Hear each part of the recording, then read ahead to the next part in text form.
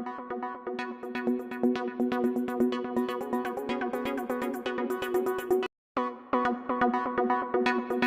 एक competitive nature का exam था जिसमें नोटिफिकेशन जारी करने के दिन ही प्रेस कॉन्फ्रेंस में आनंद किशोर सर ने स्पष्ट कर दिया था कि इस बार की STET 19 की परीक्षा विगत के पात्रता परीक्षा से भिन्न होगी और इसमें जो सेलेक्ट होंगे वे सेलेक्ट स्टूडेंट का result increasing to decreasing merit के आधार पर बना करके दिया जाएगा।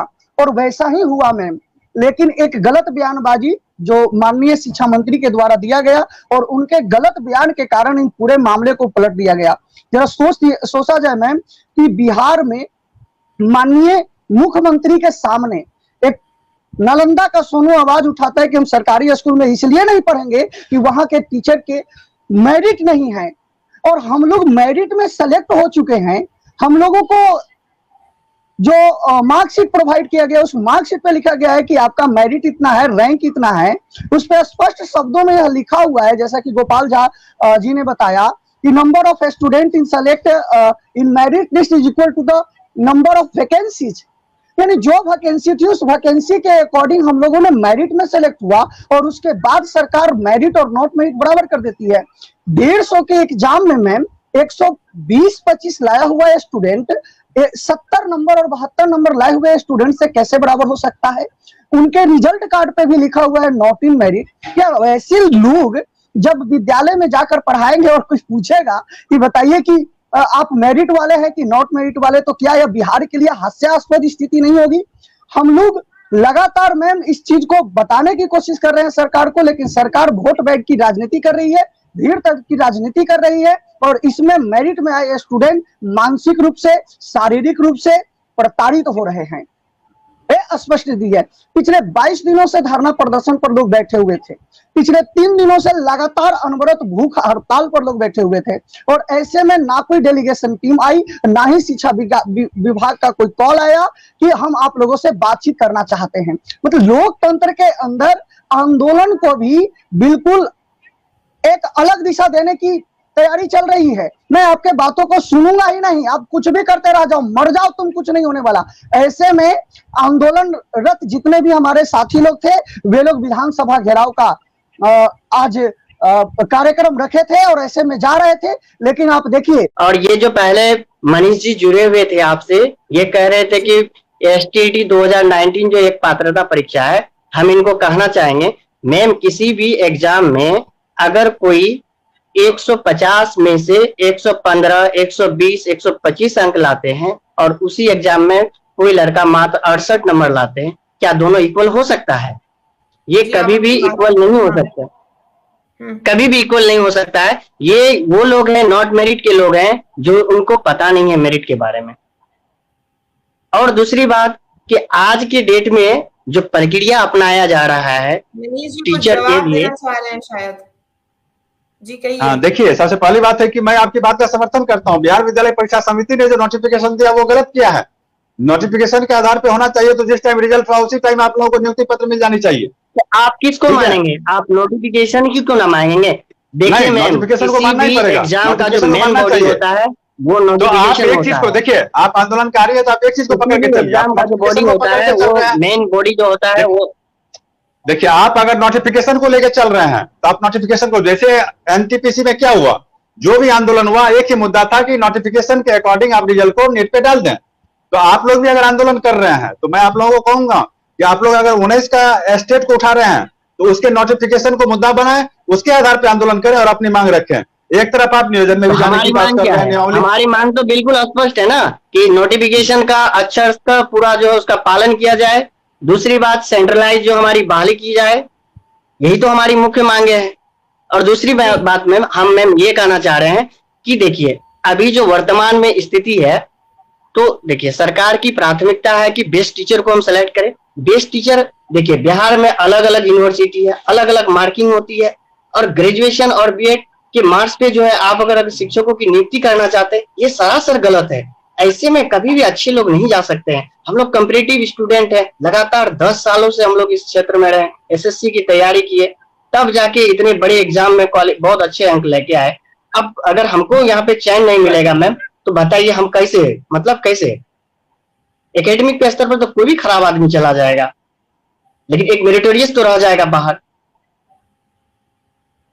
जी। इसलिए और आगे सबसे हम बड़ी बात है कि सचिवालय में लगातार इतनी लोगों का डेलीगेशन टीम जाने के बावजूद आज एक लेटर जो है मतलब विधानसभा के माध्यम से ये ज्ञात पता चला हमें कि ये जो कह रहे हैं कि मतलब नहीं, ऑनलाइन नहीं होने का बात चल रहा है उसमें, मतलब वही पंचायत पे, नियोजन इकाई पे। और नियोजन इकाई का इतना गंदा खेल है मैम कि जानते, उसमें एक तरह का जुआ है। आप समझिए कि एक सीट अगर है तो उसमें हजार लोग जो है ना वो आपका वहां पे रैंकिंग होगा। उसके बाद आप गए कहीं पे जो आपका कम अंक पे भी हो जाएगा, कहीं अधिकतम अंक होने के बाद भी आपका नहीं होगा। और ये एक तरह का जुआ है, इसमें कोई अच्छी चीज नहीं है। दूसरी बात हम ये कहना चाहेंगे मैम, आज मतलब भारत के मोस्टली जो राज्य है वो देखिए कैसे बहाली करवा रहे हैं। एसटीटी अंक पे जो प्रतियोगिता परीक्षा होता है उनके अंक कुछ आता है। बिहार बोर्ड का हम 2000 का पास आउट हूँ, अभी तक नहीं हुआ है। क्या करें, हम टीचर बनने का सपना था, अगर कमीशन में नहीं होता है तो हम टीचिंग ऑप्शन चुने थे कि अगर होगा तो। अब ये स्टेट बताया गया, प्रेस कॉन्फ्रेंस करके बताए बिहार बोर्ड के आनंद किशोर सर कि 2011 से बिल्कुल भिन्न एग्जाम है, इसमें टीचर के डायरेक्ट नियुक्ति होगा, बेस्ट टीचर सिलेक्शन करना है। अब बताइए, विजय कुमार चौधरी उस समय शिक्षा मंत्री भी नहीं थे, अब आए, उनका एक स्टेटमेंट के कारण ये झमेला उत्पन्न हो गया। वो बोल दिए कि अब उस समय भी बोले, रिजल्ट के समय भी बताए थे कि सीट से कम लोग क्वालिफाई किए हैं। अब बताइए, सीट से कम लोग क्वालिफाई किए हैं, मेरिट लिस्ट में आए हैं, अब उसका सिलेक्शन नहीं हुआ तो सरकार एक नया हथकंडा अपनाया कि नॉट इन मेरिट, अब मेरिट कर दो। अगर उन लोगों को तो अब उनके सर्टिफिकेट पर लिखा हुआ है नॉट इन मेरिट, बताइए नॉट इन मेरिट लिखा हुआ है, सर्टिफाइड बाय PSAB। अब बताइए उनको टीचर कैसे बना सकते हैं आप? मान लीजिए ठीक है, क्वालिफाइंग नेचर का आप कर दिए, सरकार का राइट है, लेकिन हम लोग का तो हक मर जाएगा। इसलिए तो हम तो चाह रहे हैं कि स्टेट मार्क्स पर बहाली हो। स्टेट मार्क्स पर बहाली होगा तो जितना सीट इंक्रीज करेगा, जो 1-2 नंबर से छूटे होंगे उनका भी हो जाएगा। हम लोग का जेन्युइन मांग है, इसलिए सरकार से रिक्वेस्ट है कि स्टेट मार्क्स पर बहाली करें, नहीं तो हम लोग का जिंदगी बेकार हो जाएगा। जी। अब हम लोग देखिए, सबसे पहली बात है कि आंदोलन करना सही है, लेकिन लंबे समय से जिस तरीके से आंदोलन चल रही है, इसको जब शिक्षा विभाग ने एक आश्वासन दे दिया कि छठा चरण का नियोजन क्लियर होने के बाद हम 7वां चरण का 2022 तक का रिक्ति मंगाकर हम बजाबता स्टेट अभ्यर्थी का बहाली करेंगे, और छठा चरण का बजाबता नोटिफिकेशन भी जारी कर दिया गया काउंसलिंग वगैरह का। तो ये सब तो ठीक है। जब छठा चरण क्लियर होगा तो उसके बाद रिक्ति का पता चलेगा और रिक्ति के आधार पर फिर 7वां चरण की बहाली होगी। तो फिर आंदोलन को कंटिन्यू रखना सही नहीं है, लेकिन अपनी मांगों को लेकर एक शिष्टमंडल, एक अपना प्रतिनिधिमंडल को लेकर अगर ये लोग अपनी बातें रख रहे हैं, जैसे कुछ खामियां हैं शिक्षक नियोजन में, जो है कुछ खामियां हैं, इसका मैं समर्थन करता हूं। इस आंदोलन अभ्यर्थी लोग जो कर रहे हैं कि कुछ ना कुछ खामियां है। डिजिटल इंडिया के टाइम में ऑफलाइन में फॉर्म को सबमिट करना, फिर नियोजन इकाई में जाके काउंसलिंग करना, कहीं कम मेरिट वाले का जो है बजा तो जॉब हो जाना, और ज्यादा मेरिट वाले भी सड़क पे घूमते हैं, और इसमें भ्रष्टाचार भी कहीं ना कहीं दिख जाता है। तो ये सब मुद्दे को देखते हुए शिक्षक नियोजन की जो नियमावली है उसको चेंज करने की आवश्यकता है, जिसमें कि सेंट्रलाइज तरीके से हो, ऑनलाइन प्रक्रिया हो, एकेडमिक को समाप्त करके जो आपने टेस्ट लिया है बीटेट, सीटेट, एस्टेट का, उसके मार्क्स के अकॉर्डिंग आप बहाली करें। तो इससे होगा क्या कि गुणवत्तापूर्ण शिक्षा में सुधार होगी और मेरिटोरियस स्टूडेंट ज्यादा से ज्यादा मात्रा में स्कूल में पहुंच पाएंगे। एकेडमिक मार्क्स में होता है क्या कि कोई अगर सेंट्रल यूनिवर्सिटी से पढ़ाई किया है तो उसको कम मार्क्स आ गए, और कोई छोटे मोटे यूनिवर्सिटी, प्राइवेट यूनिवर्सिटी सबसे डिग्री ले लिया तो अच्छे खासे पैसे देके मार्क्स को ले आते हैं, जिसके कारण कि अच्छे मेरिटोरियस स्टूडेंट शिक्षक नहीं बन पाते हैं, और जो डिजर्व नहीं करते हैं वो शिक्षक बन के चले जाते हैं। और आए दिन बहुत सारे वीडियो भी वायरल होते हैं कि उसको इंग्लिश में 4 लाइन लिखने नहीं आता है, सही से हिंदी बोलने नहीं आता है, या जिस सब्जेक्ट का वो टीचर है उस सब्जेक्ट से संबंधित उसे कुछ बातें नहीं होती है, तो कहीं ना कहीं सरकार की बदनामी होती है।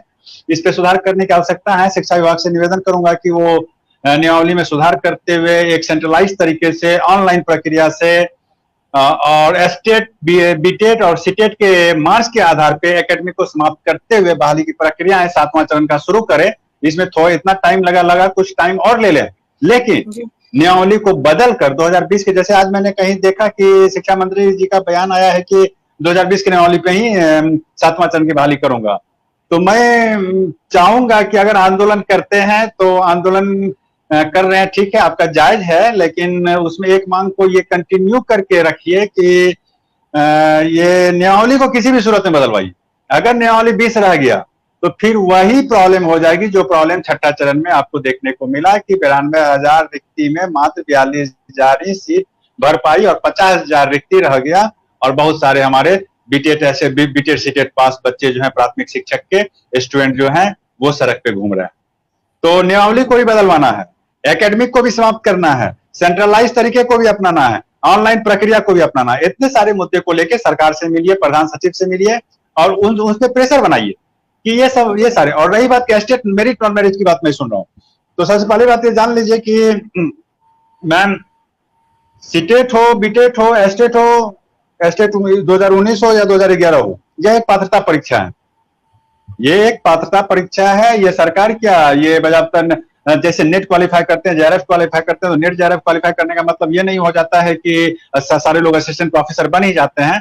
तो उसी तरीके से सीटेट, एस्टेट, बीटेट वगैरह जो है, ये भी एक पात्रता परीक्षा है कि आप शिक्षक बनने की पात्रता रखते हैं, चाहे प्राइवेट स्कूल हो चाहे गवर्नमेंट स्कूल हो, तो कहीं ना कहीं आप शिक्षक बन सकते हैं। होल लाइफ आपकी ये प्रमाण पत्र वैलिड रहेगी। अब सरकार के पास चूंकि सभी को जॉब देना तो संभव है नहीं, सरकार के पास जो रिक्ति रहेगी उस रिक्ति के अकॉर्डिंग ही जॉब मुहैया करवाइए। तो सरकार के नजर में यह है कि 7वां चरण में 2022 तक का रिक्ति उठाकर हम 7वां चरण की बहाली करके सारे सीट को हम भर लें, उसमें सरकार की मंशा कोई गलत नहीं है। लेकिन सबसे बड़ी बात है कि एक चीज इसमें गलत दिख रहा है, क्या शिक्षा मंत्री जी का जो बयान आया कि 20 के नियमावली पे मैं करूंगा, ये गलत है। नियमावली को बदला जाए। जब तक नियमावली में बदलाव नहीं होगा, जब तक एकेडमी को समाप्त नहीं किया जाएगा, जब तक सेंट्रल शिक्षा का कोई भी भर्ती प्रक्रिया मैम अब आंदोलन करके संपन्न हो, अदालत के साथ संपन्न हो, तो फिर मैम सरकार और विभाग के लोग क्यों बैठे हैं? उस प्रोसीजर को, उस प्रक्रिया को, उस बहाली प्रक्रिया को इतना कॉम्प्लेक्स बना दी सर बिहार के शिक्षा विभाग और शिक्षा मंत्री के बयानों और बार बार के नोटिफिकेशन के बदौलत कि आज मैम पूरा स्ट्रीट मेरिट के अभ्यर्थी झेल रहे हैं मैम। अब मैं क्या बताऊं मैम, बोल बोल के हम लोग थक चुके हैं मैम। अब तो कुछ ऑप्शन ही नहीं दिख रहा है। हमें तो लग रहा है कि हम लोगों ने सबसे बड़ा पाप किया था कि सोचा था कि अपने बिहार के +2 हाई स्कूल में या हाई स्कूल में एक शिक्षक के तौर पे यहाँ के सरकारी स्कूल की दिशा बदलने का प्रयत्न करेंगे, लेकिन ये